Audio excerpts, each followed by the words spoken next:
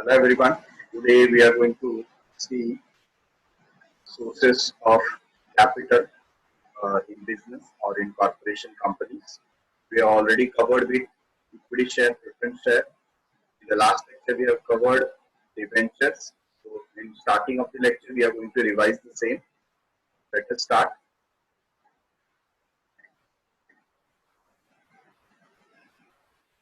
What we have done in the last lecture is sources of borrowed capital. So let's understand it first. Take a quick revision. Borrowed capital के अंदर सबसे जो main important point था वो क्या था? Debenture से related. ठीक है, तो जो भी अमाउंट बोरो करना है वो अथॉरिटी किसके पास है? बोर्ड ऑफ डायरेक्टर के पास. जब बोर्ड ऑफ डायरेक्टर सैंक्शन करेंगे तो ही कंपनी लोन ले सकती है.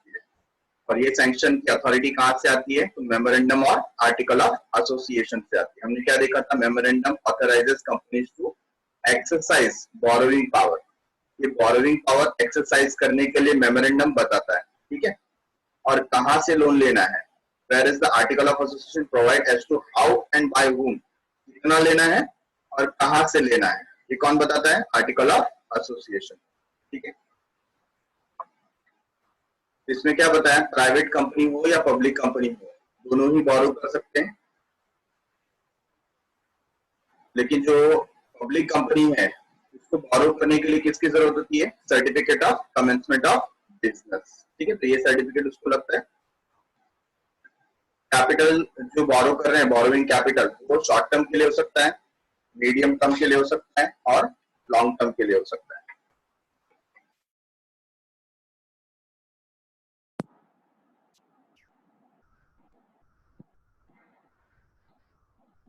It is better to raise borrowed capital at the later stage of the company's business. हम स्टार्टिंग में हमें क्या चाहिए रहता है? स्टार्टिंग में हमें शेयर कैपिटल चाहिए, ओन्ड कैपिटल चाहिए. फिर जब पैसा कम पड़ेगा फिर हम किसके लिए जाते हैं? Borrowed capital. क्यों? बोरोड कैपिटल के ऊपर हमको क्या पे करना पड़ता है? इंटरेस्ट पे करना पड़ता है. ठीक है, तो यहाँ पर बोला गया है it is always advisable, it is better to raise borrowed capital at the later stage. बाद में ही हमको बोरोड कैपिटल लेना चाहिए. तो यहाँ पर देखो कुछ पॉइंट्स थे, जैसे issue of debenture, accepting deposit, bonds, है ना. इसके बारे में एक एक करके हम लोग रीड करने वाले हैं. पहला क्या आ जाता है? डिवेंचर. डिवेंचर का हमने डेफिनेशन देखा. तो डिवेंचर क्या था? शॉर्ट टर्म, मीडियम टर्म और लॉन्ग टर्म लोन हम लोग ले सकते हैं. ठीक है, फीचर्स. तो डिवेंचर एक टाइप का क्या है? प्रॉमिस है. कौन प्रॉमिस कर रहा है? कंपनी प्रॉमिस कर रही है. किससे प्रॉमिस कर रही है? डिवेंचर होल्डर से. क्या प्रॉमिस कर रही है? वो बता रही है कि हम आपके कर्जदार हैं. ठीक है ना.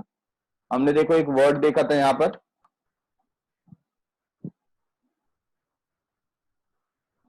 डिवेंचर. ये वर्ड कहां से आया था?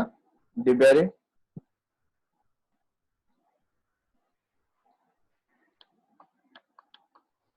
कौन सा वर्ड था? Latin word. ठीक है, क्या था? डिबेरे. और डिबेरे का मतलब क्या होता है? टू ओ, हम आपके कर्जदार हैं. ठीक है, तो यही वो प्रॉमिस में बताते हैं. Next, face value. Face value generally कितना होता है? 100 या मल्टीपल ऑफ 100, मतलब 100, 200, 300 ऐसा उसका फेस वैल्यू हो सकता है. Time of repayment. इसका टाइम ऑफ रीपेमेंट क्या होता है? फिक्स्ड होता है. इसका एक मैच्योरिटी डेट रहता है. आपने 5 साल के लिए लिया है तो 5 साल के बाद आपको पैसा वापस करना पड़ेगा एज अ कंपनी. ठीक है. Priority of repayment. Priority of repayment मतलब जब भी कंपनी वाइंड अप होगी उसमें सबसे पहला अधिकार, पैसा मिलने का पहला अधिकार किसका होगा? डिबेंचर होल्डर का होगा. और उसके बाद जो अदर अनसिक्योर्ड क्रेडिटर हैं, उसके बाद प्रेफरेंस शेयर होल्डर और लास्ट में इक्विटी शेयर होल्डर. ठीक है. Assurance of repayment. आपको एक हिसाब से एश्योर किया जाता है, क्योंकि एश्योरेंस कब मिलता है? जब आपको मिलेगा इसके साथ चार्ज ओवर असेट. तो इसमें चार्ज ओवर असेट रहता है तो आपका अमाउंट एश्योर्ड रहता है कि आपको अगर पैसा ना भी मिले तो आप पैसा कहां से ले सकते हो? कंपनी का असेट बेच करके ले सकते हो. ठीक है. आपको इनकम कौन से फॉर्म में मिल रही है? तो ऑलवेज आपको फिक्स्ड रेट ऑफ इंटरेस्ट मिलता रहता है टाइम टू टाइम. कितनी पार्टीज है डिवेंचर के अंदर? There are 3 parties. पहला कौन? कंपनी. कंपनी कौन कौन होता है? जो इशू कर रहा है. क्या इशू कर रहा है? डिवेंचर, मतलब ये अमाउंट कलेक्ट करेगा. दूसरा कौन है? ट्रस्टी. ट्रस्टी एक ट्रस्टवर्दी पर्सन है या कोई ऑर्गेनाइजेशन है जिसके ऊपर लोगों का क्या है? विश्वास है. तो हम मतलब कौन, कंपनी ट्रस्टी को अपॉइंट करते हैं। अच्छा, कब अपॉइंट करना कंपलसरी है? जब हमारे डिबेंचर होल्डर का नंबर मोर देन 500 हो। कितना हो? 5। अगर 500 से कम है तो ट्रस्टी अपॉइंट करने की कोई जरूरत नहीं है, लेकिन 500 से ज्यादा लोग हैं तो हमको ट्रस्टी अपॉइंट कर लेना चाहिए। ठीक है। और उसके बाद डिबेंचर होल्डर, तो डिबेंचर होल्डर वो पर्सन होते हैं जो कंपनी को क्या देते हैं? लोन देते हैं। ठीक है। अथॉरिटी किसके पास है? अथॉरिटी बोर्ड ऑफ डायरेक्टर के पास है कि वो डिबेंचर होल्डर से पैसे ले सकती है, उनको डिबेंचर सर्टिफिकेट दे सकती है। पॉइंट नंबर 9, स्टेटस क्या होगा? डिबेंचर होल्डर क्या होते हैं? क्रेडिटर होते हैं कंपनी के, कंपनी के क्रेडिटर है। ठीक है। क्या उनको कोई वोटिंग राइट मिलेगा? नहीं, उनको कोई वोटिंग राइट नहीं मिलेगा, क्योंकि वो क्रेडिटर है, लोनर है। वोटिंग राइट सिर्फ किसको मिलता है? ओनर को मिलता है। ठीक है। और वो कौन है? Equity share holder. Security, security आपको क्या मिलने वाला है? आपको मिलने वाला है चार्ज ओवर एसेट, जो किसके पास रहेगा? अगर आपकी कंपनी ने ट्रस्टी अपॉइंट किया है तो ये जो चार्ज ओवर एसेट है वो ट्रस्टी के पास रहेगा। ठीक है।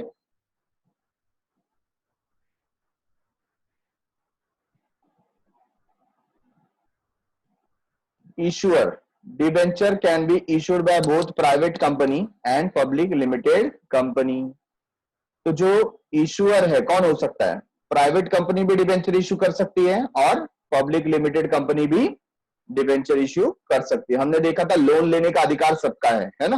तो यहाँ पर प्राइवेट कंपनी को भी यहाँ पर वो डिबेंचर इशू कर सकती है और पब्लिक कंपनी भी डिबेंचर इशू कर सकती है। लिस्टिंग, लिस्टिंग का मतलब रजिस्ट्रेशन ऑन स्टॉक एक्सचेंज।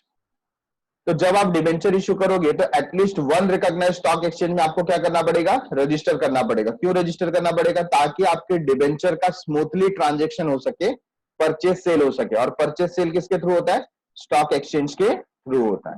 ठीक है।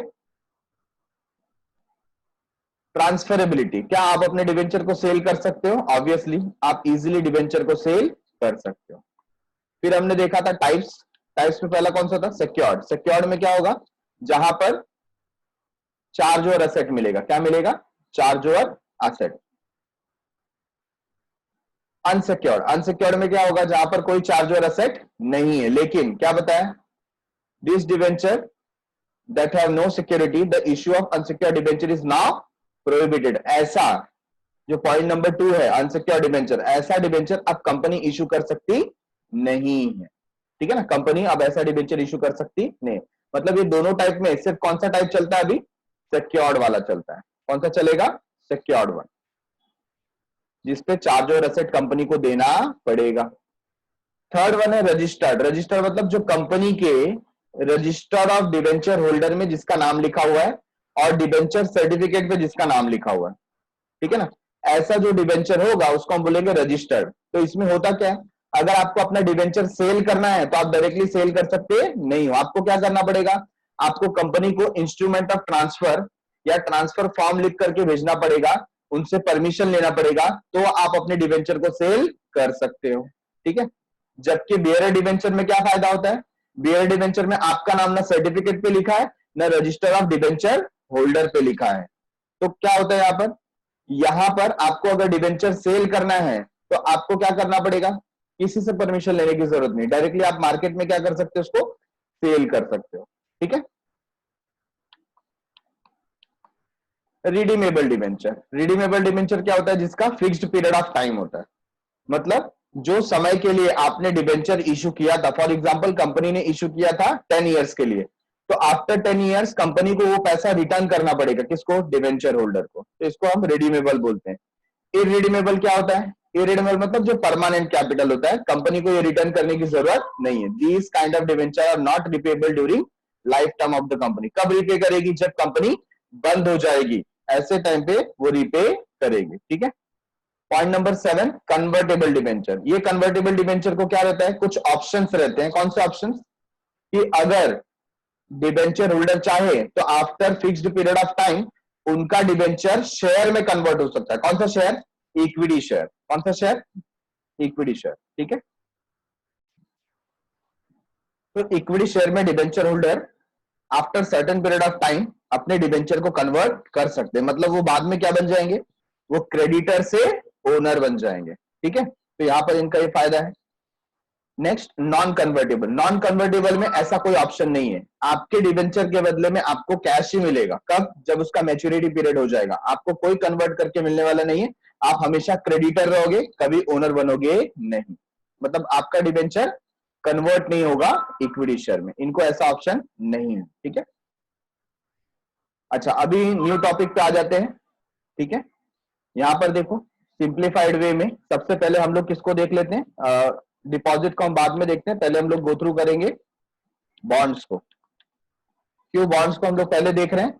Because bonds are very much similar to debenture, very much similar, ठीक है। आप समझ सकते हैं कि 70 to 80% जो फीचर्स हैं वो डिबेंचर से मैच करते हैं, किसके? बॉन्ड के।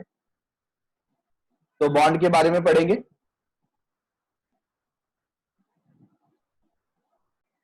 तो बॉन्ड के बारे में देख रहे हैं, देखो बॉन्ड होता क्या है, तो बहुत ही इंटरेस्टिंग थिंग है bond.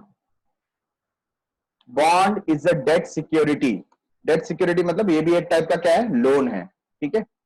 It is formal contract to repay borrowed money with interest. मतलब क्या होता है यहाँ पर? हमने जो अमाउंट बोरो किया है वो हम रिटर्न करेंगे इंटरेस्ट के साथ में। मतलब क्या है?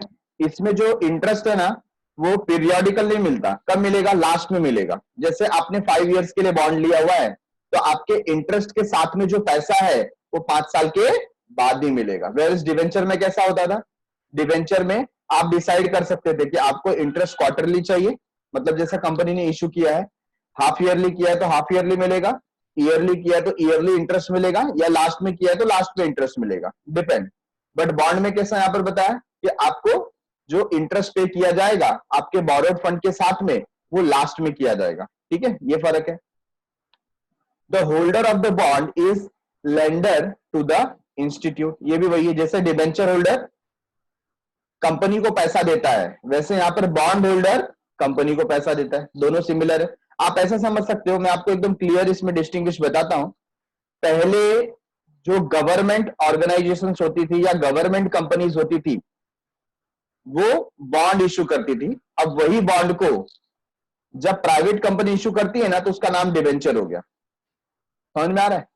बस इतना फर्क है। तो उसमें थोड़े बहुत चेंजेस अभी हुए हैं, तो हम लोग इसको क्लियरली ऐसा नहीं बोल सकते, बट आप ऐसा समझो कि बॉन्ड जो चीज इशू होता था, गवर्नमेंट इशू करती थी तो उसको क्या बोलती थी? बॉन्ड। और अगर उसको प्राइवेट कंपनी इशू करेगी तो क्या बोलेगी? डिबेंचर। बस इतना ही फर्क है, बाकी सारी चीजें क्या है? सेम है। तो क्या क्या डिस्टिंग्विश है हम लोग आगे देखेंगे एक एक करके। The holder of the bond is lender of the institute, तो जो होल्डर है वो इंस्टीट्यूट को पैसा देता है, लोन देता है। He is a creditor of the company and he gets fixed rate of interest. तो सेम किस में था? डिबेंचर में था। डिबेंचर होल्डर भी क्या था? क्रेडिटर था, और डिबेंचर होल्डर को भी क्या मिलता था? इंटरेस्ट मिलता था। तो ये भी क्रेडिटर है और इसे भी क्या मिलता है? Fix rate of interest as a income मिलता है। All bonds have maturity date and is paid in cash at certain date in future। मतलब यहां पर कोई भी बॉन्ड परमानेंट होता नहीं है, सबका कुछ ना कुछ मैच्योरिटी डेट होगा। 5 इयर्स हो गया, 10 इयर्स हो गया, 12 इयर्स हो गया, 15, 18 या 20 इयर्स हो गया, लेकिन कोई ना कोई मैच्योरिटी डेट तो होगा ही। कोई भी बॉन्ड परमानेंट होता नहीं है, और जब उसका मैच्योरिटी डेट आ जाता है तो उसको पे करना पड़ेगा इन कैश, ठीक है। वेबस्टर डिक्शनरी देखो डेफिनेशन देता है, a bond is an interest bearing certificate issued by the government or business firm promising to pay the holder a specific sum at specific date, है ना। तो यहां पर देखो इंपॉर्टेंट वर्ड क्या आ गया? Government or business firm. तो जैसे मैंने बताया कि डिबेंचर कौन इशू करता है? प्राइवेट इंस्टीट्यूट, ठीक है। वैसे यहां पर बॉन्ड पहले कौन इशू करता था? गवर्नमेंट। आज की तारीख में तो कंपनीज भी क्या करती है? बॉन्ड इशू करती है। तो यहां पर वही बताया, अ bond is a interest bearing certificate. Bond एक ऐसा सर्टिफिकेट है जिसपे क्या मिलता है? इंटरेस्ट मिलता है। इशूड बाय द गवर्नमेंट, कौन इशू करता था? Government or business firm. और कौन? बिजनेस फर्म भी इशू करते हैं। बिजनेस फर्म मतलब जो कॉर्पोरेशन है, कंपनीज है, वो लोग इशू करते हैं। Promising to pay the holder a specific sum at a specific date, ये प्रॉमिस करता है कि after fixed period of time, जो कि मैच्योरिटी डेट होता है, उस समय पर हम आपका पैसा वापस करेंगे। Does a company borrows money and issue bonds as an evidence of debt? ठीक है, तो जैसे हम डिवेंचर इशू करते थे वैसे ही कंपनी क्या इशू करती है, बॉन्ड भी इशू करती है, evidence of debt. Interest is payable on bond at fixed interval और on maturity of the bonds. तो इसके अंदर भी फिक्स्ड इंटरवल पे आपको इंटरेस्ट मिल सकता है या तो मैच्योरिटी पे आपको पैसा मिल सकता है। किसका? इंटरेस्ट का पैसा। फीचर्स देख लेते हैं। पहला, नेचर ऑफ फाइनेंस। कैसा है नेचर? तो ये क्या है? डेट फाइनेंस, मतलब ये लोन है। It provide long term finance. जब हमने डिबेंचर देखा था तो डिबेंचर में क्या था? शॉर्ट टर्म, मीडियम टर्म और लॉन्ग टर्म। लेकिन इसमें क्या बताया? सिर्फ लॉन्ग टर्म, मतलब इसमें 5 ईयर्स से 50 ईयर्स तक का पीरियड हो सकता है ना? 5 साल से कम का पीरियड नहीं है। जबकि डिबेंचर में क्या था? उसमें शॉर्ट टर्म भी था, मीडियम टर्म भी था और लॉन्ग टर्म भी था। 1 ईयर, 2 ईयर, 5 ईयर्स, 10 ईयर्स, वैसा। तो ये पहला डिस्टिंग्विश हमको पता चला between debenture and bond. The bond can be issued for a longer period of time. ठीक है। Status of bond holder. Bond holder कौन होता है? बॉन्ड होल्डर होता है क्रेडिटर। जैसे स्टेटस डिबेंचर होल्डर का था, सेम स्टेटस किसका है? बॉन्ड होल्डर का।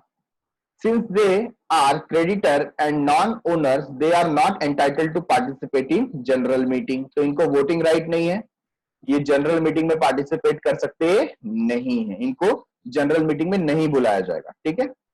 Return on bond. बॉन्ड पे आपको मिलेगा क्या? बॉन्ड पे आपको मिलेगा फिक्स्ड रेट ऑफ इंटरेस्ट, ये इसका फीचर है। It is payable at regular interval और on the maturity of bond. तो टाइम टू टाइम इसका इंटरेस्ट मिलता रहेगा आपको। रीपेमेंट कब होगा? बॉन्ड है स्पेसिफिक मैच्योरिटी डेट, इसका मैच्योरिटी डेट फिक्स होता है, ये कोई परमानेंट कैपिटल नहीं है। तो जब इसका टाइम आ जाएगा आपको इसका पैसा वापस मिल जाएगा एज अ बॉन्ड होल्डर। ठीक है। तो चलो हम लोग इसको पीपीटी में देख लेते हैं।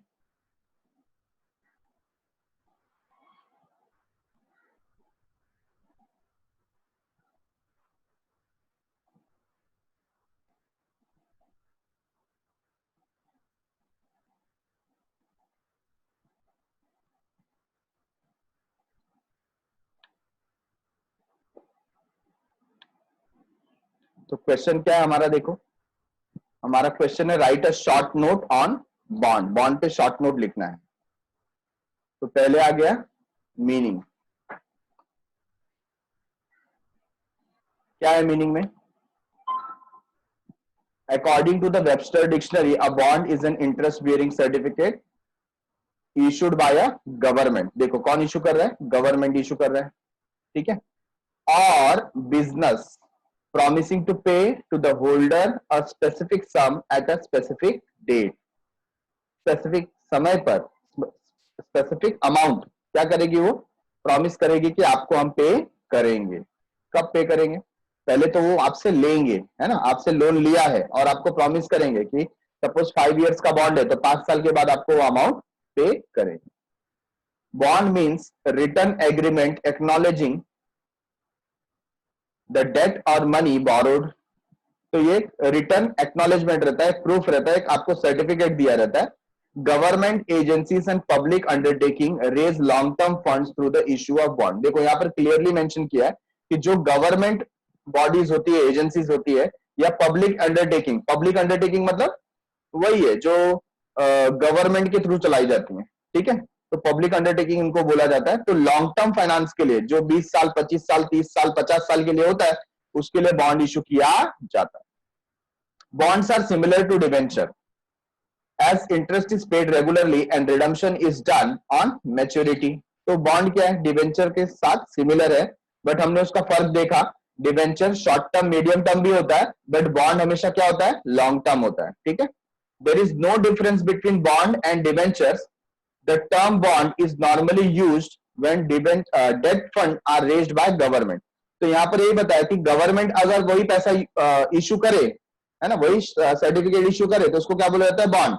लेकिन वही प्राइवेट कंपनी इशू करती है तो उसको क्या बोला जाता है? डिबेंचर बोला जाता है। ठीक है। और public corporation including bank and financial institution, even bank भी कभी लोन लेता है पब्लिक से तो वो बॉन्ड इशू करता है। तो मेन जो डिफरेंस है वो यही है। क्या है? कि बॉन्ड जो है वो लॉन्ग टर्म होता है और डिवेंचर जो है वो शॉर्ट टर्म और मीडियम टर्म भी होता है. The bond is issued by public corporation or government companies are normally guaranteed by government. हाँ देखो ये भी एक डिस्टिंग्विश है. डिवेंचर में हमने क्या देखा, डिवेंचर पे आपको मिलता है चार्ज ओवर एसेट. क्या मिलता है? Charge over asset. Charge over asset का मतलब अगर कंपनी आपका पैसा आपको वापस नहीं दे पाई तो आपके पास अथॉरिटी है, आप कंपनी का एसेट बेच के क्या कर सकते हो, अपना पैसा वसूल कर सकते हो. बट बॉन्ड के साथ ऐसा नहीं है. बॉन्ड के साथ आपको कोई भी चार्ज ओवर एसेट मिलेगा नहीं, लेकिन क्या मिलेगा, आपको मिलेगा गवर्नमेंट की गारंटी. और गवर्नमेंट की गारंटी चार्ज ओवर एसेट से ज्यादा बड़ी होती है. एक बार बैंक डूब सकता है, कंपनी डूब सकती है, लेकिन गवर्नमेंट आपको कभी भी पैसा देने से मना कर सकती नहीं है. तो यहां पर 100% गारंटी होती है गवर्नमेंट की कि गवर्नमेंट आपको पैसा देगी. ठीक है ना. तो ये डिबेंचर से ज्यादा सिक्योर्ड है, डिबेंचर से ज्यादा सिक्योर्ड है. तो फर्क समझ में आ गया. पहली बात क्या बताई, बॉन्ड लॉन्ग टर्म के लिए होता है और debenture short term, medium term और लॉन्ग टर्म के लिए होता है. फिर बताया बॉन्ड जो है उसके ऊपर गवर्नमेंट की गारंटी मिलती है लेकिन चार्ज ओवर एसेट मिलता नहीं है. डिवेंचर के ऊपर चार्ज ओवर एसेट मिलता है, गवर्नमेंट की गारंटी मिलती नहीं है. ठीक है. Therefore bond carry less risk. इसके लिए बॉन्ड के ऊपर क्या होता है, रिस्क बहुत कम होता है as compare to the debentures issued by the private company. तो हम कंपेयर करें तो जो डिवेंचर है वो ज्यादा रिस्की है और बॉन्ड कम रिस्की है. The rules and procedure for the issue of debenture and bonds are uniform. हम रूल्स एंड रेगुलेशन देखेंगे कि कैसे इशू किया जाए, तो दोनों का सेम ही है, यूनिफॉर्म है, कोई ज्यादा चेंजेस नहीं है. Certain government bond get tax benefit. कुछ कुछ गवर्नमेंट के बॉन्ड पे क्या मिलता है, टैक्स बेनिफिट मिलता है कि अगर आपने गवर्नमेंट का बॉन्ड परचेस किया तो उतना आपको टैक्स भरने की जरूरत नहीं है उतने अमाउंट पे. फॉर एग्जाम्पल गवर्नमेंट ने बोला आप 10 लाख रुपए का बॉन्ड खरीदो, फिर आपका इनकम जितना भी होगा उसमें से हम लोग 10 लाख पे टैक्स लगाएंगे नहीं, तो ऐसे भी बॉन्ड निकलते हैं. Post trust, rural infrastructure bond, national highway bond are some example of government bond. Prominent bank like IDBI, ICICI and other have also issued bond. तो ऐसे बहुत सारे ऑर्गेनाइजेशन है, पब्लिक ऑर्गेनाइजेशन है जो क्या करती है, बॉन्ड इशू करती है. चलो बॉन्ड का एक किस्सा खत्म हो गया. अब हम लोग पब्लिक डिपॉजिट की तरफ आगे बढ़ते हैं.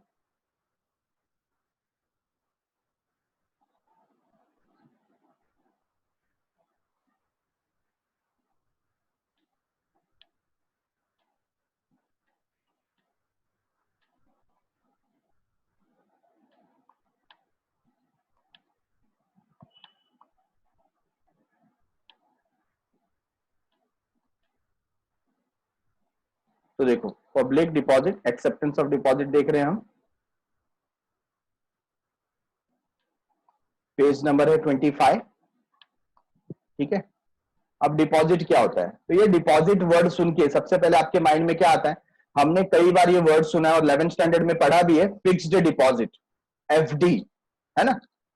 तो अगर मुझे बैंक में एफडी करना है, कहां पर एफडी करना है, बैंक में एफडी करना है, मतलब फिक्स्ड डिपॉजिट करना है, तो हमको मालूम है बैंक में अलग अलग अकाउंट होते हैं. कौन से अकाउंट होते हैं, सेविंग अकाउंट होता है, करंट अकाउंट होता है, रिकरिंग डिपॉजिट अकाउंट होता है और फिक्स्ड डिपॉजिट अकाउंट होता है. तो फिक्स्ड डिपॉजिट अकाउंट का मतलब क्या है, सपोज कोई एक बैंक है, जैसे देना बैंक हो गया, ठीक है, या कैनरा बैंक हो गया, और कैनरा बैंक में मुझे 5 लाख रुपीज जमा करना है, कितने साल के लिए, मुझे 3 इयर्स के लिए वहां पर डिपॉजिट करना है.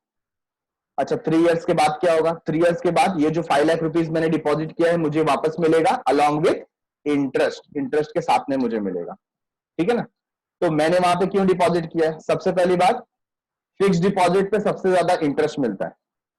सबसे ज्यादा मतलब किससे ज्यादा, सेविंग अकाउंट से, करंट अकाउंट से, रिकरिंग डिपॉजिट अकाउंट से. ये 3 अकाउंट से ज्यादा, सबसे ज्यादा किस पे मिलता है, फिक्स डिपॉजिट पे इंटरेस्ट मिलता है. तो मेरी इच्छा ये होती है कि मुझको ज्यादा इंटरेस्ट मिले. दूसरा क्या है, दूसरा ये है कि ये पैसा अभी फिलहाल मेरे काम का नहीं है, मेरी अभी नीड नहीं है. फॉर एग्जाम्पल मैं फ्यूचर के लिए सेव कर रहा हूं, मुझको मेरा पैसा 10 साल के बाद चाहिए, तो मैं 10 साल के लिए क्या कर दूंगा, डिपॉजिट कर दूंगा. तो इससे फायदा क्या होगा, उसके ऊपर इंटरेस्ट मिलते रहेगा और आफ्टर 10 ईयर्स वो पैसा मे बी डबल होके मुझे वापस मिले, है ना. तो इसी के लिए हम लोग क्या करते हैं, फिक्स डिपॉजिट करते हैं. कहां पे करते हैं, बैंक में. तो ऐसा ही कुछ फिक्स डिपॉजिट, ऐसा ही स्कीम कौन लेकर के आई? कंपनी लेके आई। कंपनी बोलती है देखो आप बैंक में डिपॉजिट करते हो, बराबर है, और बैंक वाला आपको क्या देगा? इंटरेस्ट देगा। आप एक काम करो, बैंक में रखने से अच्छा आप पैसा हमारे पास रखो। हमारे पास मतलब कहां पे? कंपनी में रखो। अच्छा, कंपनी में रख के फायदा क्या होगा? हम हो सकता है आपको बैंक से ज्यादा इंटरेस्ट दे, तो आपका एक फायदा है कि नहीं? तो ज्यादा इंटरेस्ट के चक्कर में जो डिपॉजिटर है वो पैसा बैंक में ना रख करके कहां रखेगा? कंपनी में रखेगा। अब होता क्या था?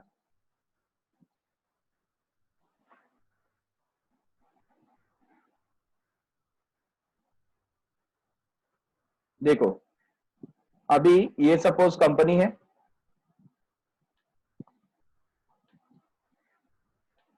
ठीक है, और यहां पर बैंक है।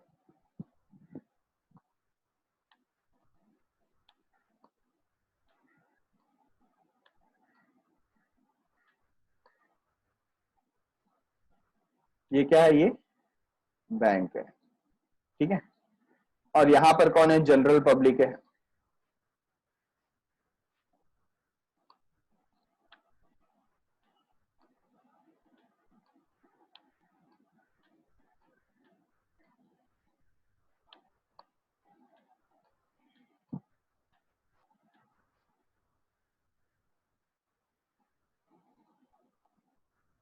पैर ज्यादा बड़ा हो गया, पोलियो हो गया उसको।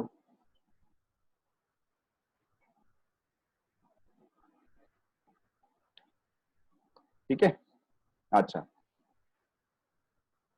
अब क्या होगा? ये जो पर्सन है वो बैंक में क्या रखता है? एफडी रखता है, और ये एफडी के ऊपर उसको बैंक क्या देगा? इसने क्या दिया? पैसा दिया। एफडी पे ये इंटरेस्ट देगा। अभी देखो, एफडी के ऊपर ज्यादा से ज्यादा इंटरेस्ट रेट कितना चल रहा है? वो कितना है? 9% है। कितना है? 9%, है ना? और ये जो कंपनी है, कंपनी बैंक से क्या मांगेगी? लोन। तो बैंक वाला कंपनी को यही लोन देगा और बोलेगा आप कितना दो? 18% दे दो। तो ये लोन जो है वो बैंक वाला किसको दे रहा है? कंपनी को दे रहा है। तो कंपनी उसको यहां पर पे करेगी। कितना पे करेगी? 18%। ठीक है, अब देखो यहां पर क्या हो रहा है? जो पब्लिक है उसको सिर्फ 9% मिल रहा है,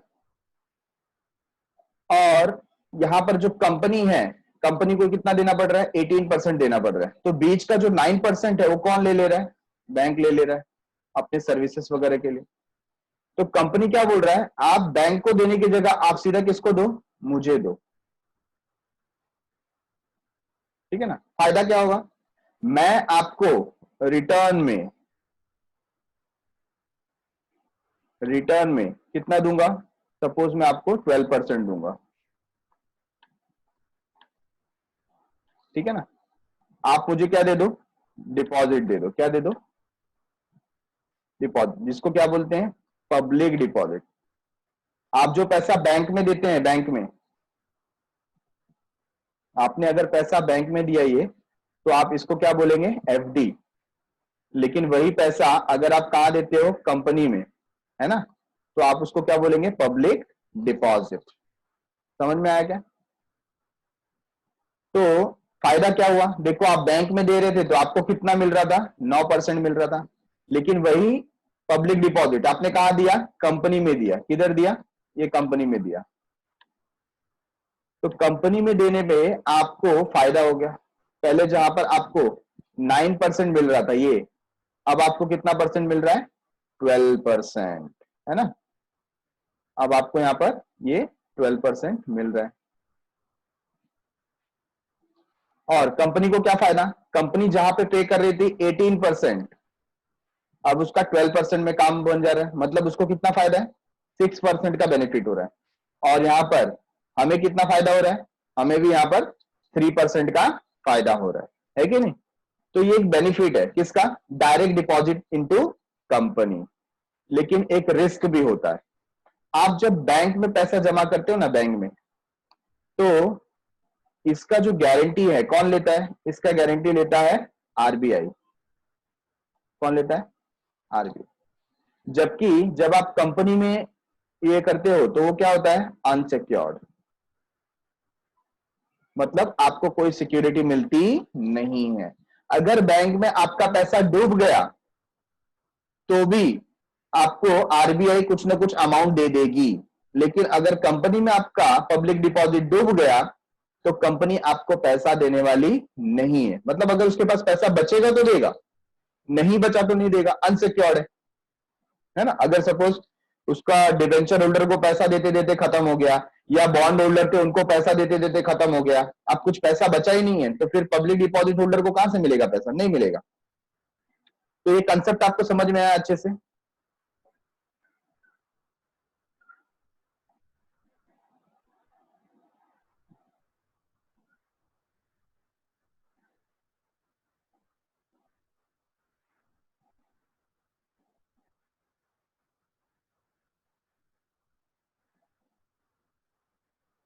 तो डिपॉजिट को अभी देखते हैं, बुक क्या कहता है।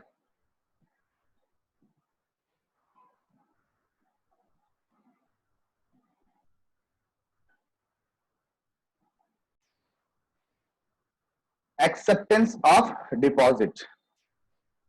अब इसका टर्म्स एंड कंडीशन क्या है, कैसा है, देखते हैं। इसके ऊपर एक सेपरेट हम लोग को चैप्टर रहेगा आगे, इसके ऊपर सेपरेटली हम लोग को शॉर्ट नोट आता है। तो यहाँ पर बहुत ही छोटे पैमाने पे हमको दिया है, सिर्फ एक दो पैराग्राफ दिया है, उसमें हम लोग समझते हैं। Public deposit is an important source of financing short term requirement. कौन सा रिक्वायरमेंट? Short term requirement. ठीक है, तो ये आपको ध्यान देना है, हम शॉर्ट टर्म के बारे में बात कर रहे हैं यहाँ पर। तो ये ऐसा इंस्ट्रूमेंट है जिससे सिर्फ शॉर्ट टर्म फंड आप रेज कर सकते हो, जबकि डिबेंचर और बॉन्ड है ना, डिबेंचर कैसा था? Short term, medium term, long term. और बॉन्ड कैसा था? Only long term. जबकि डिपॉजिट क्या है? Only short term. ठीक है ना।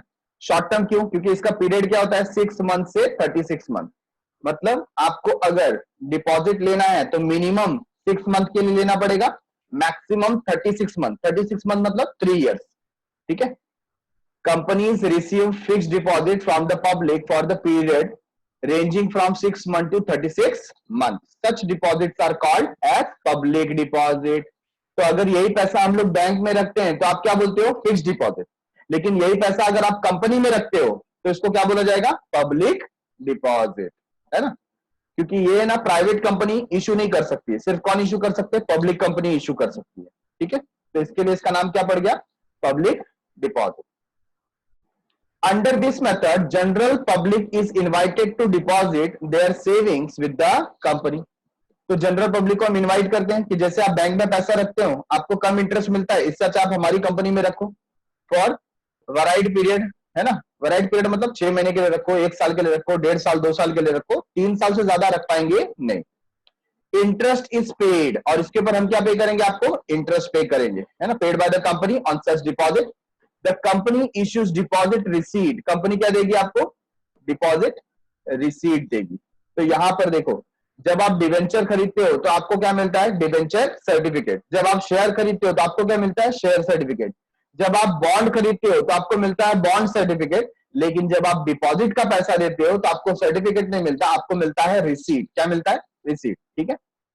The term of deposit are mention in the deposit receipt. तो जो भी इसका टर्म्स है, 5 इयर्स के लिए कितना इंटरेस्ट मिलेगा, कौन से टाइम पे मिलेगा, ये सारी चीजें लिखी रहती है डिपॉजिट रिसीट के ऊपर।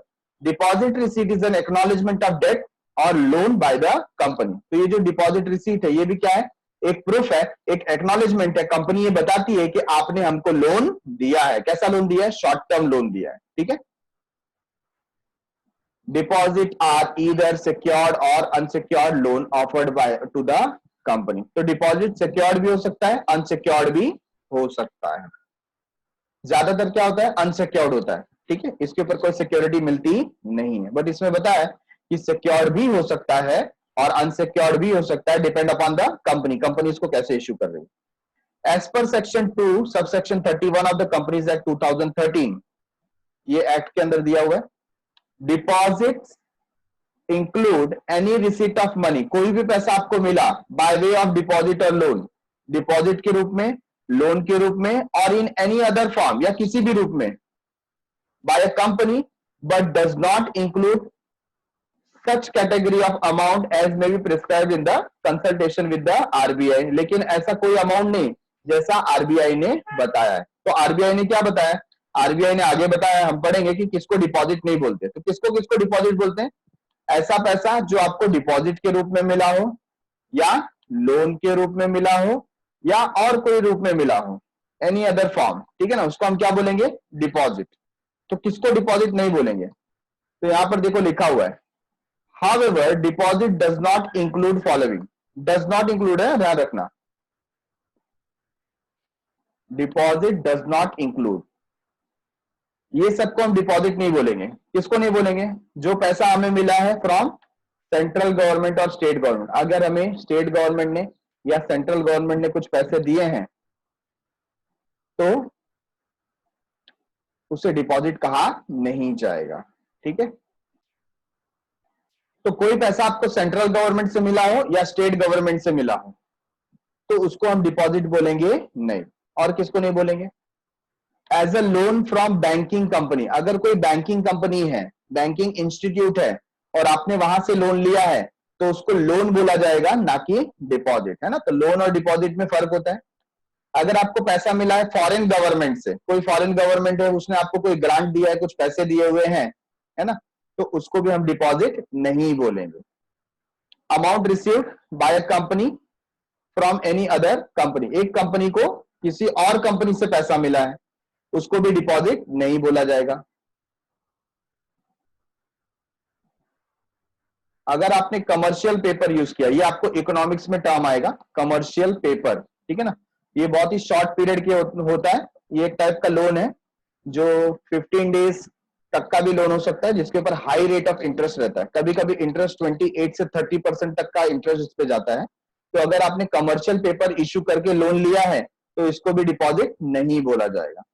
आपने बॉन्ड इश्यू करके पैसा लिया है तो इसको बॉन्ड बोला जाएगा, डिपॉजिट नहीं बोला जाएगा।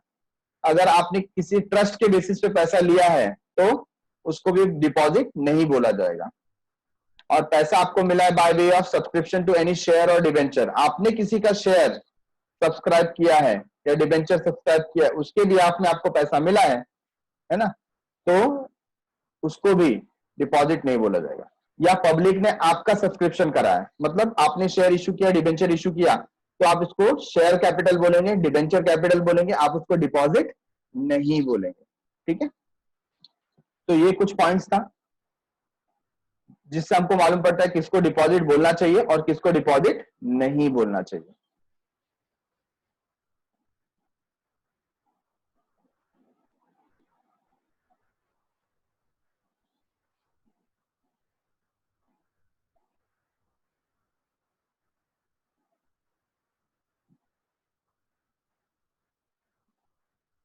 तो पब्लिक डिपॉजिट देखो, मीनिंग कंपनी डिपॉजिट या public deposit are deposit given by investor to company, किसने किसको पैसा दिया है, इन्वेस्टर ने कंपनी को पैसा दिया है, ठीक है। Under certain terms and conditions deposits are given by investor to companies for short period, ये शॉर्ट पीरियड क्या है, अप टू 3 इयर्स। तो यहां पर मिनिमम पीरियड क्या है, मिनिमम पीरियड हमको ध्यान रखना है, मिनिमम पीरियड है 6 मंथ और मैक्सिमम पीरियड क्या है 36 मंथ, ठीक है। अभी अभी जो हमने मीनिंग पढ़ा ये वही चीज है, तो कुछ नया नहीं है, मैं इसको रीड नहीं करता हूं। देखो एक एक करके, आपको सेंट्रल गवर्नमेंट स्टेट गवर्नमेंट से पैसा मिला तो उसको डिपॉजिट नहीं बोला जाएगा। बैंकिंग कंपनी से लोन मिल रहा है तो उसको लोन बोला जाएगा, डिपॉजिट नहीं बोला जाएगा। फॉरेन गवर्नमेंट से या इंटरनेशनल बैंक से पैसा मिल रहा है तो भी उसको डिपॉजिट नहीं बोला जाएगा। या आपको एक कंपनी को किसी और कंपनी से पैसा मिल रहा है, ठीक है ना, तो उसको भी डिपॉजिट नहीं बोला जाएगा। आप कमर्शियल पेपर इश्यू कर रहे हैं, मतलब एकदम शॉर्ट टर्म लोन ले रहे हैं जिसके ऊपर हाई रेट ऑफ इंटरेस्ट पे करना है, तो इसको कमर्शियल पेपर बोलेंगे, ना कि डिपॉजिट बोलेंगे। आपने बॉन्ड इश्यू करके पैसा लिया तो उसको बॉन्ड बोला जाएगा, ना कि डिपॉजिट। आप किसी ट्रस्ट के माध्यम से पैसा ले रहे हैं तो उसको भी क्या बोला जाएगा, ट्रस्ट का अमाउंट, है ना कि डिपॉजिट। और लास्ट, आपने कोई शेयर इशू किया है, डिबेंचर इशू किया है, पब्लिक ने उसको सब्सक्राइब करके आपको पैसे दिए हैं, तो वो शेयर कैपिटल हो सकता है, डिबेंचर कैपिटल हो सकता है, लेकिन उसको डिपॉजिट नहीं बोला जाएगा। ठीक है। Company deposit are similar to fix deposit and bank. तो ये डिपॉजिट कैसा होता है, जैसा डिपॉजिट हम लोग बैंक में रखते हैं वैसा ही होता है। Company issue deposit receipt to depositor for repayment of the depositor has to return this receipt. तो यहाँ पर कंपनी क्या करती है, यहाँ पर सर्टिफिकेट नहीं देती, रिसीट देती है, और जब आपको आपका पैसा वापस चाहिए, मतलब जब मैच्योरिटी पीरियड आ जाएगा, आपको ये रिसीट को रिटर्न करना पड़ेगा, कंपनी आपका पैसा आपको वापस देगी। ठीक है। Such company deposits are useful to companies only for meeting temporary financial need। तो ये शॉर्ट टर्म होता है, जैसे कि हमने बताया मैक्सिमम 36 मंथ और मिनिमम 6 मंथ। अब देखो यहां पर कुछ इंपॉर्टेंट पॉइंट बताया गया है, क्या है, only public company can invite और एक्सेप्ट डिपॉजिट। तो सिर्फ पब्लिक कंपनी को अधिकार है कि वो डिपॉजिट इशू कर सकता है, प्राइवेट कंपनी को प्रोहिबिट किया है, मतलब उसको मना किया है कि वो पब्लिक से डिपॉजिट ले सकती नहीं है। ठीक है ना। प्राइवेट कंपनी को डिपॉजिट लेना है ना, तो वो अपने फ्रेंड्स रिलेटिव से ले, किससे ले, अपने ही फ्रेंड रिलेटिव से, वो जनरल पब्लिक से डिपॉजिट ले सकती नहीं है। Various restrictions are imposed on companies in regard to accepting deposit. The public deposit are governed by the Companies Act. तो जो कंपनी लॉ बोर्ड है, कंपनीज एक्ट है, उसके द्वारा इसको गवर्न किया जाता है, ऑर्गेनाइज किया जाता है। In addition there are number of restriction imposed by RBI. तो आरबीआई ने भी क्या किया है, बहुत सारे रेस्ट्रिक्शंस रखे हुए हैं, जैसे कि आप कितना इंटरेस्ट मैक्सिमम दे सकते हो उसके ऊपर। ठीक है ना। तो कुछ रेस्ट्रिक्शंस है। फीचर्स देख रहे हैं। पहला शॉर्ट पीरियड, शॉर्ट पीरियड में क्या है, मैक्सिमम 3 इयर्स, मिनिमम 3 मंथ्स नहीं है यहाँ पर, 6 मंथ होगा, बराबर है। तो ये एक अलग कंसेप्ट आ गया, 3 मंथ्स वाला भी पार्ट आएगा, बट आप यहाँ पर इसको कितना समझेंगे, 6 मंथ समझेंगे, बराबर। 3 मंथ्स कैसे हो सकता है, उसके लिए कुछ रूल्स एंड रेगुलेशंस हैं। तो हमारे लिए मिनिमम पीरियड कितना है, 6 मंथ, और मैक्सिमम पीरियड कितना है, 36 मंथ। ठीक है। इंटरेस्ट रेट, तो आपको रेट ऑफ इंटरेस्ट वहां पर क्या होगा, मिलेगा। अमाउंट ऑफ डिपॉजिट, ये सब आरबीआई कभी कभी आपको डिसाइड करके बताती है। फिर है सिंपल एंड क्विक, मतलब क्या होता है, जैसे शेयर इशू करना है, डिबेंचर इशू करना है, तो ये बहुत लॉन्ग प्रोसीजर होता है, इसमें बहुत सारा पेपर वर्क होता है, बट डिपॉजिट के अंदर इतना पेपर वर्क होता नहीं है, बहुत ही सिंपल तरीका है डिपॉजिट इशू करने का, और बहुत ही जल्दी हो जाता है, क्विक है। और क्या बताया, अनसिक्योर्ड है। अनसिक्योर्ड मतलब आपको कोई चार्ज और एसेट मिलेगा नहीं। ठीक है ना। इन केस कंपनी डूब गई और कंपनी के पास पैसे नहीं बचे, तो आपको आपका पैसा मिलेगा नहीं, बराबर है। लिमिट फॉर एक्सेप्टेंस, एक पब्लिक कंपनी है, वो ज्यादा से ज्यादा कितना डिपॉजिट ले सकती है, तो इसके ऊपर रूल्स लगाया गया है। क्या रेगुलेशन लगाया है इस पे, 35% of the paid up share capital and free reserve. उनका जो टोटल शेयर कैपिटल रहेगा, सपोज कोई कंपनी का share capital, total share capital कितना है, 10 लाख रुपए का है, तो वो कितना डिपॉजिट ले सकती है, उसका 35%। तो 10 लाख रुपीज का 35% कितना हो गया, 10 लाख रुपीज का 35% मतलब 3,50,000। तो वो डिपॉजिट 3,50,000 तक ही ले सकती है टोटल डिपॉजिट, उससे ज्यादा नहीं। तो इसमें दो चीजें देखी जाती हैं, एक तो पेड अप शेयर कैपिटल, आपका शेयर कैपिटल कितना है, और दूसरा फ्री रिजर्व। फ्री रिजर्व मतलब क्लॉकिंग बैक ऑफ प्रॉफिट की जो हम लोग बात कर रहे थे, जनरल रिजर्व की बात कर रहे थे, है ना, उसमें कितना पैसा है। ये दोनों को ऐड करेंगे और दोनों का 35% लेंगे, उतना ही डिपॉजिट हम लोग एक्सेप्ट कर सकते हैं, उससे ज्यादा नहीं कर सकते। ठीक है। तो ये लिमिट रखा हुआ है।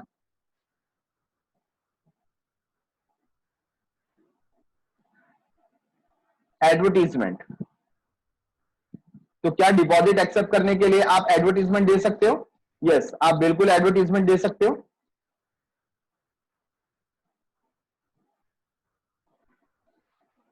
तो जैसे शेयर इशू करने के लिए आप क्या इशू करते हो, प्रोस्पेक्टस इशू करते हो, वैसे डिपॉजिट के लिए आप क्या इशू करते हो, एडवर्टीजमेंट देते हो। ठीक है। इनविटेशन टू डिपॉजिट, तो एडवर्टीजमेंट क्या, एक टाइप का इनविटेशन है, आप पब्लिक को इनवाइट कर सकते हो, लेकिन कौन सी कंपनी इनवाइट कर सकती है? सिर्फ only public company can invite deposit from general public. Register of deposit, तो आपको जैसे आप शेयर होल्डर का रजिस्टर मेंटेन करते हो, डिबेंचर होल्डर का रजिस्टर मेंटेन करते हो, वैसे आपको डिपॉजिटर का भी रजिस्टर मेंटेन करना पड़ता है, जिसमें डिपॉजिटर के सारे डिटेल आप देख रहे हो यहाँ पर, name of the depositor, address of the depositor, उसका कॉन्टेक्ट नंबर, ठीक है ना। यहाँ पर क्या आ जाएगा, डिपॉजिट का टोटल अमाउंट कितना है, फिर वो डिपॉजिट रिसीट का नंबर क्या है, वो सारी चीजें इसमें लिखी होंगी। रीपेमेंट ऑफ डिपॉजिट, पैसा कब वापस होगा, तो कब होगा, जब उसका मैच्योरिटी पीरियड आएगा तब, है ना। तो जब आपका डिपॉजिट मैच्योर हो जाएगा तब आप रिसीट को वापस करके अपने पैसे ले सकते हो, ठीक है।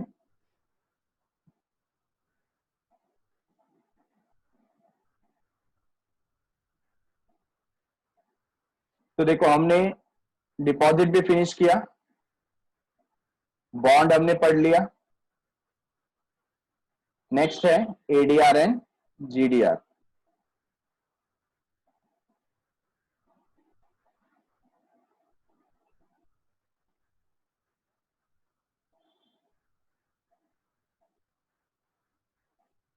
अभी एडीआर और जीडीआर, इस कंसेप्ट को आप पहले रीड करो, आप एक बार इसको रीड करोगे आपको कुछ समझ में आएगा नहीं, ठीक है, बट फिर भी हम रीड करते हैं और फिर उसके बाद हम लोग इसको समझने का प्रयास करेंगे, we will try to understand it. ADR and GDR, तो पहले फुल फॉर्म देखो क्या है, एडीआर का फुल फॉर्म है अमेरिकन डिपॉजिट रिसीट, जीडीआर का फुल फॉर्म है ग्लोबल डिपॉजिटरी रिसीट, ठीक है। तो एडीआर जीडीआर आपको याद रहना चाहिए कि इसका फुल फॉर्म क्या है, American depository receipt and global depository receipt. क्या बताया गया, in India the share of public company are listed and traded on various stock exchange like Bombay stock exchange और नेशनल स्टॉक एक्सचेंज। तो हमको पता है इंडिया में अगर आपको शेयर परचेस करना है तो बीएससी एनएससी से आप शेयर परचेस कर सकते हो, क्योंकि वहां पर वो क्या होते हैं, रजिस्टर्ड होते हैं, लिस्टेड होते हैं, ठीक है। With adoption of free economic policy and due to globalization, some of the Indian companies' shares are also listed and traded on foreign stock exchange. तो आज ग्लोबलाइजेशन का पीरियड है, तो कुछ इंडियन कंपनी का जो शेयर है वो फॉरेन स्टॉक एक्सचेंज में भी क्या है, लिस्टेड है, मतलब हमने वहां पर भी रजिस्ट्रेशन कराया। क्यों कराया, ताकि अगर कोई फॉरेनर, कोई एनआरआई है या कोई फॉरेन पार्टी है, वो भी हमारे शेयर में पैसा लगा सकता है। जैसे कौन सा स्टॉक एक्सचेंज, तो न्यूयॉर्क स्टॉक एक्सचेंज है और national association of securities dealer automated quotation, जिसको हम बोलते हैं शॉर्ट में नैस्डैक, क्या बोलते हैं, नैस्डैक। तो ये भी क्या वहां का स्टॉक एक्सचेंज हो सकता है। To list share on this stock exchange, company has to comply with policies of those stock exchange. अच्छा, उस स्टॉक एक्सचेंज में अगर हमको लिस्टिंग कराना है तो वहां के रूल्स एंड रेगुलेशन को हम लोग को क्या करना पड़ेगा, फॉलो करना पड़ेगा। The policies of this stock exchange are different than the policies of Indian stock exchange. तो हमारे यहाँ की पॉलिसी से उनकी पॉलिसी, उनके रूल्स एंड रेगुलेशंस अलग होते हैं, डिफरेंट होते हैं, हो सकता है ज्यादा स्ट्रिक्ट हो, ठीक है। Therefore, those Indian companies which cannot list their shares directly on foreign stock exchange get listed indirectly using ADR and GDR. तो इसी के लिए जो वहां के रूल्स एंड रेगुलेशंस फॉलो नहीं कर पाते, फिर भी उनको वहां के स्टॉक एक्सचेंज पे क्या करना है, लिस्टिंग कराना है, रजिस्ट्रेशन कराना है, तो वो एडीआर और जीडीआर का इस्तेमाल कर सकते हैं, ठीक है। ADR and GDR are dollar or euro denominated instrument traded in USA और यूरोप स्टॉक एक्सचेंज। तो ADR या तो डॉलर का होगा या तो यूरो का डिनोमिनेशन उसके ऊपर होगा। यूएसए में होगा तो डॉलर बेस्ड होगा और यूरोप में होगा तो यूरो बेस्ड होगा, ठीक है ना। अगर वो सर्कुलेट यूएसए में होता है तो उसको बोलेंगे ADR, American depository receipt. America छोड़ के अगर वो बाकी दूसरे कंट्रीज में सर्कुलेट हो सकता है तो उसको हम बोलेंगे जीडीआर, मतलब global depository receipt. Indian company issue share to an intermediary called depository. तो इंडियन कंपनी क्या करती है, एक इंटरमीडियरी होता है। इंटरमीडियरी मतलब बिचौलिया, एजेंट, ठीक है, जिसको क्या बोला जाता है, डिपॉजिटरी बोला जाता है, उनको शेयर इशू करती है। Bank of New York, Citigroup etcetera act as a foreign depository bank. तो ये जो है वो एजेंट बनने के लिए तैयार रहते हैं, तो ये फॉरेन डिपॉजिटरी बैंक है। This depository bank issue ADR and GDR to investor against this share. तो ये लोग क्या इशू करते हैं, ये एडीआर और जीडीआर इशू करते हैं, ठीक है। The ADR GDR represent fixed number of share. These ADR GDR are then sold to people in foreign country. और बाद में इसको वहां के जो लोग हैं, वहां के जो नागरिक हैं, उनको बेचा जाता है। The ADR GDR are traded like regular share. They are listed on stock exchange. The price fluctuate depending on the demand and supply. मतलब इसका भी बाकी का सारा कामकाज कैसा हो जाता है, शेयर के जैसा ही हो जाता है, ठीक है। तो अभी तक जितना हमने पढ़ा हमें बहुत ही कम समझ में आया होगा, तो मैं ट्राई करता हूं एक्सप्लेन करने का, ध्यान दो।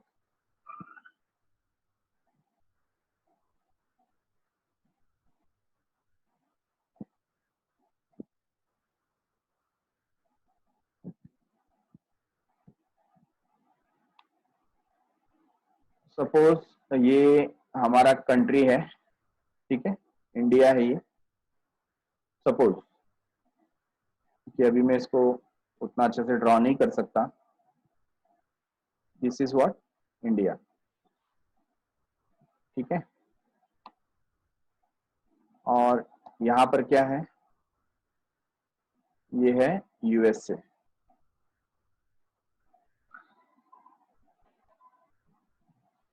बराबर है। अभी इंडिया को,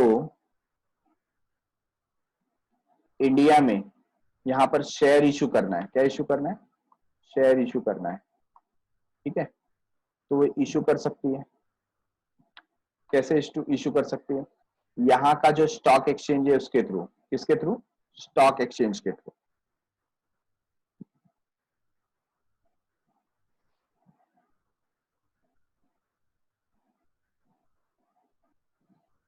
स्टॉक एक्सचेंज के थ्रू इंडिया में जो स्टॉक एक्सचेंज है वो अपना शेयर वहां पे लिस्टिंग करा देगी, और जो पब्लिक होगी वो वहां से क्या कर सकती है, परचेस कर सकती है, ठीक है। अच्छा, इससे क्या होगा, इंडिया में रहने वाले जितने लोग हैं वो शेयर को खरीद सकते हैं, बराबर, वो शेयर को खरीद सकते हैं वहां पर। अभी अगर हमें ऐसा लगता है कि इससे ज्यादा पैसा तो फॉरेनर्स दे सकते हैं। कौन दे सकते हैं, फॉरेनर्स। तो हमें वहां से भी पैसा चाहिए। क्या चाहिए हमें, अमाउंट चाहिए। हम चाहते हैं कि हमारी एक कंपनी कहां खुले, यूएसए में खुले, है ना। मैं चाहता हूं कि यूएसए में यहां पर हमारी एक कंपनी हो, एक फैक्ट्री हो।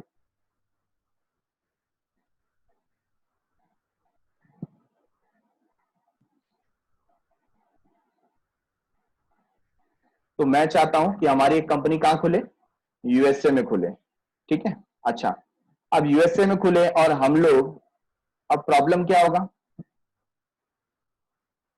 कि हमें पैसा लेकर के यहां से कहां जाना पड़ेगा, यूएसए में जाना पड़ेगा और इधर लगाना पड़ेगा, है ना। हमें अमाउंट स्पेंड करना पड़ेगा।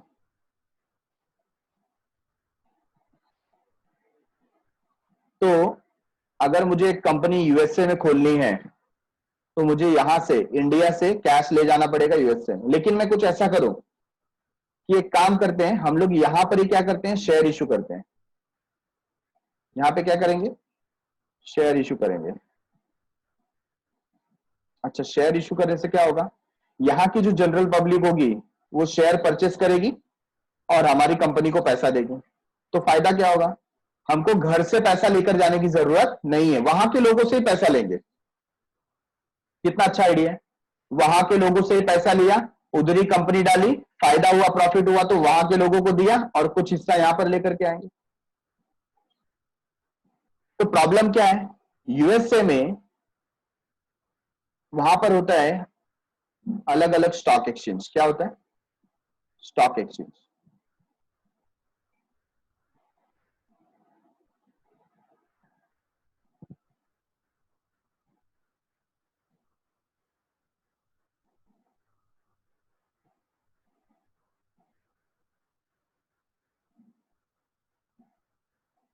ठीक है ना? अब यहां का जो स्टॉक एक्सचेंज है उसके जो रूल्स एंड रेगुलेशंस हैं वो हमारे लिए क्या हो जाते हैं, कभी कभी बहुत टफ हो जाते हैं। उन्होंने इतने स्ट्रिक्ट रूल्स एंड रेगुलेशंस रखे हुए हैं कि हम उसको फुलफिल कर पाते नहीं है। ठीक है, तो हम बात करते हैं वहां के डिपॉजिटरी से। किससे बात करते हैं? डिपॉजिटरी।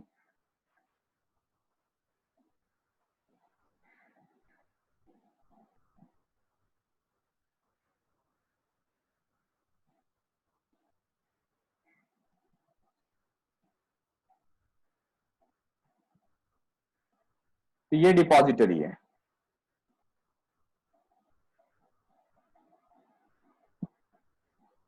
ओके, हम कौन?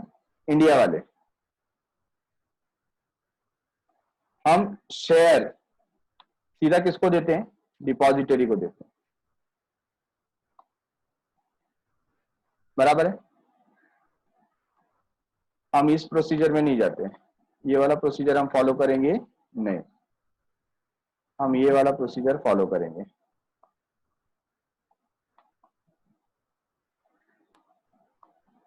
अच्छा, इसमें होता क्या है, हम हमारा जो शेयर है वो किसको देंगे? डिपॉजिटरी को देंगे। अब डिपॉजिटरी क्या करेगी? उसको एडीआर जीडीआर में कन्वर्ट करेगी। किस में कन्वर्ट करेगी? ADR GDR. और किसको देगी? स्टॉक एक्सचेंज को। ठीक है, तो उसने कूपन बना दिया नोन एज एडीआर और जीडीआर। किसको दिया? स्टॉक एक्सचेंज को। अब ये जो स्टॉक एक्सचेंज है वो क्या कर रहा है? स्टॉक एक्सचेंज जो यूएसए के जनरल पब्लिक है ना, यूएसए को जो जनरल पब्लिक है उसको शेयर इश्यू करेगी।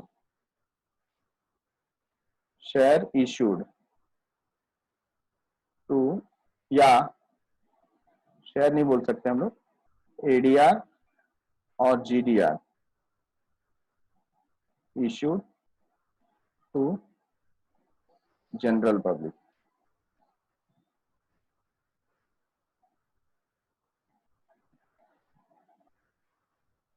ठीक है, समझ में आ गया आपको? हमने क्या दिया? हमने दिया शेयर, हमने दिया शेयर। ये शेयर हमने किसको दिया? हमने ये शेयर दिया डिपॉजिटरी को। डिपॉजिटरी ने क्या दिया? डिपॉजिटरी ने उसको कन्वर्ट कर दिया किसमें? एडीआर जीडीआर में। और किसको दिया? स्टॉक एक्सचेंज को। किसको दिया? स्टॉक एक्सचेंज को दिया। स्टॉक एक्सचेंज ने क्या किया? स्टॉक एक्सचेंज ने वो एडीआर जीडीआर इश्यू कर दिया किसको? जनरल पब्लिक को। अब जैसा शेयर बिकता था वैसा एडीआर जीडीआर सेल होता है, सेम टर्म्स एंड कंडीशन पे। तो हमारा फायदा क्या हो गया? हमको उनके रूल्स एंड रेगुलेशंस को फॉलो करने की जरूरत नहीं। वो कौन देख लेगा? हमारा जो एजेंट है, कौन? डिपॉजिटरी, वो ये सब चीज देख लेगा। ठीक है, तो मुझे लगता है ये आपको अच्छे से समझ में आ गया। एक छोटा सा मैं एग्जांपल देता हूं जिसके थ्रू ये डायरेक्ट माइंड में आपके सिंक हो जाएगा। फॉर एग्जांपल, आपको कुछ नाश्ता करना है और आप गए बीकानेर जो सेंटर है वहां पर गए आप। ठीक है, अब बीकानेर सेंटर में आप गए। अब वहां पर आपने सपोज आपको समोसे खाने हैं और आपने पैसे निकाले और जो समोसे का काउंटर था वहां पे काउंटर पे चले गए आप और काउंटर पे बोला भाई 2 समोसे देना। उसने बोला कि यहाँ पर आपको कैश नहीं देना है, आपको पहले कूपन लेना पड़ेगा। क्या लेना पड़ेगा? कूपन लेना पड़ेगा, है कि नहीं? तो आपने देखा होगा ऐसे बहुत सारे स्पेसेस रहते हैं या शॉप रहते हैं जहां पर क्या चलता है? कूपन चलता है। तो आप वहां पर कैश देते हो, कहां पर? कैश काउंटर पे। और कैश काउंटर से आपको क्या मिलता है? कूपन मिलता है। और ये कूपन उस दुकान में कहीं पर भी चलेगा, हाँ या ना? तो फायदा क्या हो गया? फायदा ये हो गया कि वो कूपन सिर्फ कहां चलने वाला है, कहां चलने वाला है, उस शॉप में चलेगा।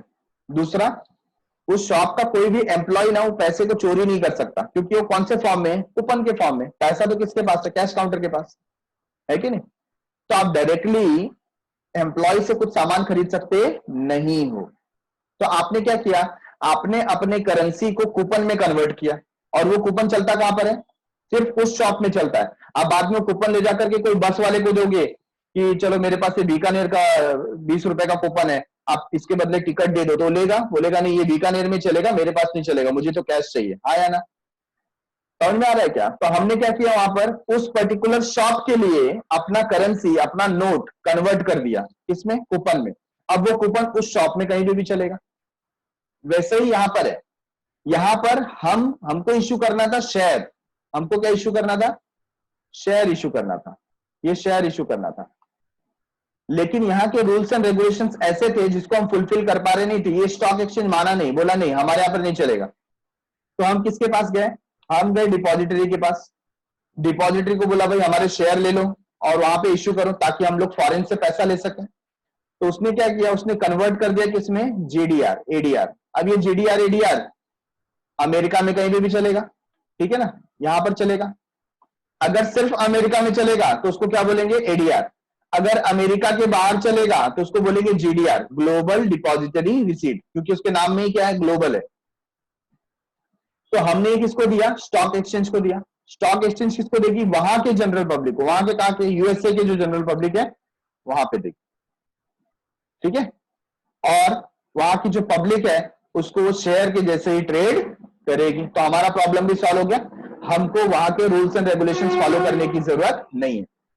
अच्छा, बाद में हमको क्या है, ये जो जनरल पब्लिक है उसको क्या देना था, उनको हमको देना था डिविडेंड। क्या देना था, डिविडेंड। तो डिविडेंड तो हम किस में देंगे, हम डिविडेंड देंगे रुपीस में। किस में देंगे, रुपीस में।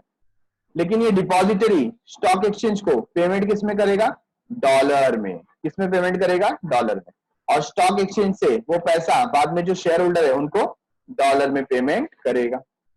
तो ये जो फॉरेन करेंसी फ्लक्चुएशन होता है, बार बार जो फॉरेन करेंसी का रेट चेंज होता है, उसका भी हमारे ऊपर कोई फर्क पड़ने वाला नहीं है, क्योंकि हम तो हमारा काम किस में कर रहे हैं, रुपीस में कर रहे हैं, है ना।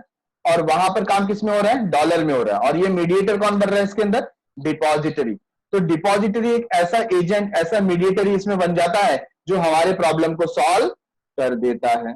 और हमारे एडीआर और जीडीआर पे लोगों को विश्वास आ जाता है, क्योंकि ये वहां के डिपॉजिटरी ने इश्यू किया था।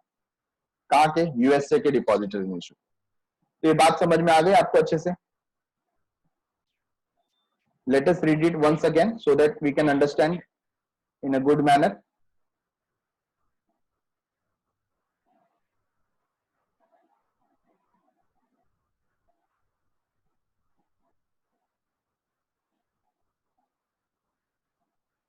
तो क्या बताया, in India the share of public company are listed and traded on various stock exchange like Bombay stock exchange and national stock exchange. तो हमको अगर अपने इंडिया में ही शेयर इश्यू करना है तो हम लोग बॉम्बे स्टॉक एक्सचेंज को अप्रोच करेंगे, नेशनल स्टॉक एक्सचेंज को, या ऐसे बहुत सारे स्टॉक एक्सचेंज है उनको अप्रोच करेंगे, वहां पर अपने शेयर को लिस्टिंग करवाएंगे। लिस्टिंग मतलब रजिस्ट्रेशन, ताकि पब्लिक वहां से परचेस कर सके, ठीक है ना। With adoption of free economic policy and due to globalization, some of the Indian companies are also listed on the traded, also listed and traded on foreign stock exchange. तो आज globalisation का period है, तो बहुत सारी Indian company चाहती है कि फॉरेन स्टॉक एक्सचेंज में भी जाकर क्या करें, अपने आप को रजिस्टर करें, ताकि आपको फॉरेन से भी पैसा आए, बराबर है। लेकिन कई बार क्या हो जाता है, फॉरेन नेशनल्स या फॉरेन स्टॉक एक्सचेंज, जैसे कि यहाँ पे नाम दिया गया न्यूयॉर्क स्टॉक एक्सचेंज है या नेस्डैक है, इनके रूल्स एंड रेगुलेशंस जो है ना हमारे यहाँ के स्टॉक एक्सचेंज से काफी ज्यादा स्ट्रिक्ट है। और उन्होंने जो टर्म्स एंड कंडीशन बोला है हम उसको फुलफिल कर पाते नहीं है। अब फुलफिल नहीं कर पाएंगे तो हम फॉरेन से कैसे पैसा ले सकते हैं। तो उन्होंने एक आइडिया दिया। क्या आइडिया दिया कि हमको अगर फॉरेन से पैसा चाहिए तो हमको डिपॉजिटरी के पास जाना पड़ेगा। किसके पास जाना पड़ेगा, डिपॉजिटरी के पास, बराबर है।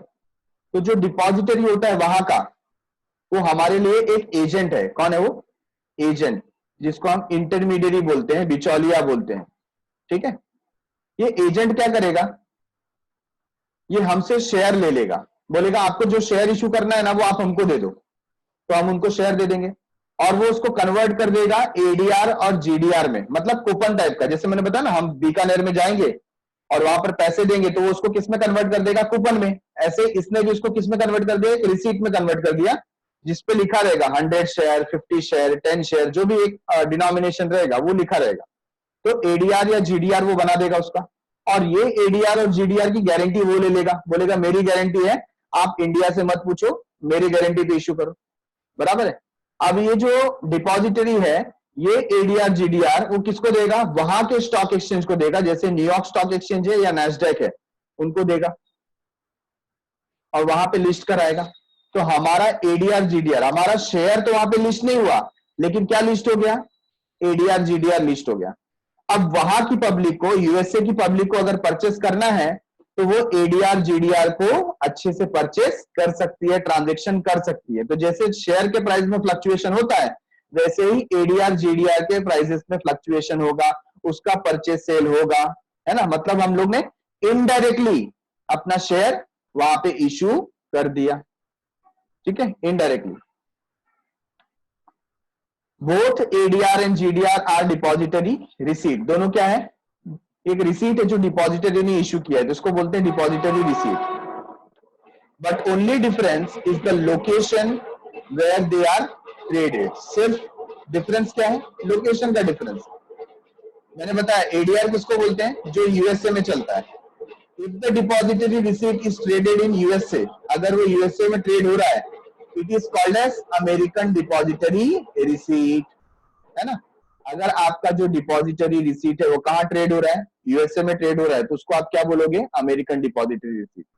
और यूएसए छोड़ के अगर वो बाकी जगह कर रहा है, मतलब other countries, traded in countries other than USA, USA के बाहर अगर वो चल रहा है, तो उसको हम क्या बोलेंगे, ग्लोबल डिपॉजिटरी रिसीट। तो सिर्फ यहाँ पे लोकेशन का फर्क है।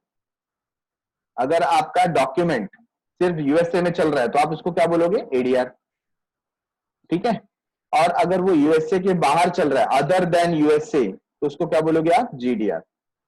जो एनआरआई है, नॉन रेसिडेंशियल इंडियंस है या फॉरेन नेशनल्स हैं, फॉरेनर्स हैं, है ना, वो एडीआर जीडीआर के थ्रू हमारे कंपनी के शेयर में पैसा लगा सकते हैं, इक्विटी मार्केट में ट्रेड कर सकते हैं।